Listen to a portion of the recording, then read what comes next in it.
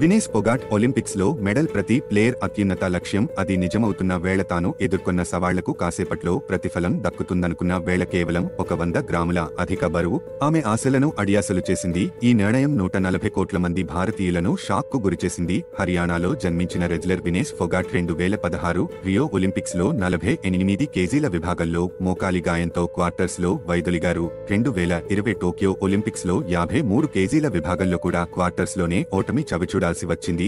ఎన్నో ఆటుపోట్ల మధ్య 2024 Paris Olympics బరిలో దిగిన వినేస్ పై తొలుత అంచనాలే లేవు. కానీ ఎవరూ ఊహించని విధంగా ఫైనల్ కి వెళ్లి పతకం ఖాయం చేసుకున్నారు. కానీ ఈసారి అధిక బరువు రూపంలో ఆమెను దురదృష్టం వెంటాడింది. ఇక ఫోగాట్ కెరీర్ చూస్తే 2014, 2018, 2022 కామన్వెల్త్ గేమ్స్ లో 3 బంగారు పతకాలు, 2018 ఆసియా గేమ్స్ లో గోల్డ్ మెడల్, 2019, 2022లో ప్రపంచ రెజ్లర్ ఛాంపియన్షిప్ పోటీల్లో బ్రోంజ్ మెడల్ సాధించారు.